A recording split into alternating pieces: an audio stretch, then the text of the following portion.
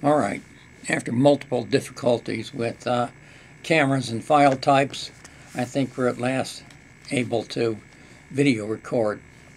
To begin with, these first two chapters of nutrition, you have to recognize the fact that nutrition of all sciences has lots of baloney in it. It is a science. It's a science that was discovered since the 1940s. But there are so many carnival types and hucksters, and there is so little regulation in this field that we have a real problem with it. You'll see that in Chapter 1. There are actually four things that you really have to think about in nutrition. One is adequacy. The second is balance. The third is calorie control. And the fourth is moderation. I guess there's a fifth. And the fifth would be variety. Okay, let's talk about adequacy. The first thing about adequacy is if you have insufficient vitamin B12, you're going to be anemic. If you have insufficient iron, you're going to be anemic. And it's not going to develop all at once. What happens is if you just have it and you continually eat a diet that's deficient in vitamin B12. Some vegetarians will do this when they're learning how to be vegetarians. And they do it, and just month after month, they develop this deficiency. It's not a thing that happens overnight. It's not like coming down with a disease where you have a virus or a bacteria in charge. So the diet has to be adequate. Okay, second has to do with balance.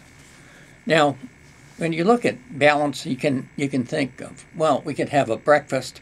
I could get enough calories. I could have a couple of chocolate donuts and some coffee. That would, that's my balance. Donuts have sprinkles on them. It's kind of focused, isn't it? Or you could have something like some cereal with milk and fruit. And you might have a piece of toast with some preserves on it. And that's much more of a balance. You have several things that are varieties. There's fiber, and there's enough calories, and there's something from the milk group. And you recognize that because of the variety you're having, that you really do have balance. It's calorie control. Now, most of our fast foods have become supersized. Really supersized. And your book does point this out. Some of the supersizing is just enormous. We've gone to sandwiches that are, 1,000, 1,500 calories. You can stop at a fast food restaurant and eat half or more of your daily calorie items, and you don't have much variety in there.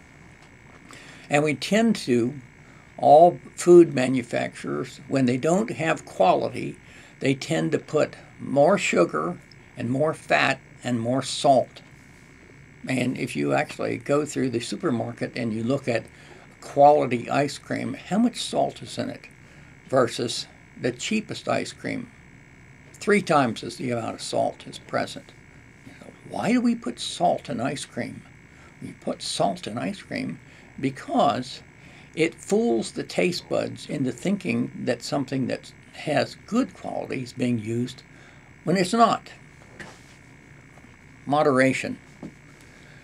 We have 20 different amino acids that are necessary for us to have good protein synthesis. And if all 20 of them aren't present, then you're not going to have decent protein synthesis. And if you end up doing something like having most of your calories from one fast food meal, you don't have much chance to have several. A 3-bean salad will have more variety of amino acids, for instance, than the meat that you're eating.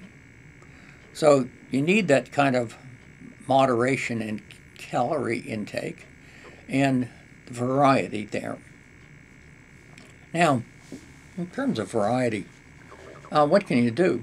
You know, there's a lot of ethnic restaurants you probably haven't tried or stopped at, especially in Nashville. My goodness, you can discover things that you never would have believed. And in some cases, you know you're getting variety. You don't even know what the foods are, but it's just enjoyable sampling things from other cultures. So that gives us, adequacy, balance, calorie control, moderation, and variety, what it takes for a decent diet. There's a concept that's called nutrient density. Now, nutrient density means you have more things, but fewer calories. Now, when we talk about having, 2 chocolate-covered donuts for breakfast, or a jelly donut, lots of jelly filling, that's lots of calories, not much variety. If you instead chose a bran muffin that had much fewer calories, but it has some bran, and it might have some fruit, and you might even spread some preserves on it, and you discover it has many more vitamins and very much fewer calories. I suppose one of the best examples of something that's not nutrient dense would be French fries. They have lots of salt.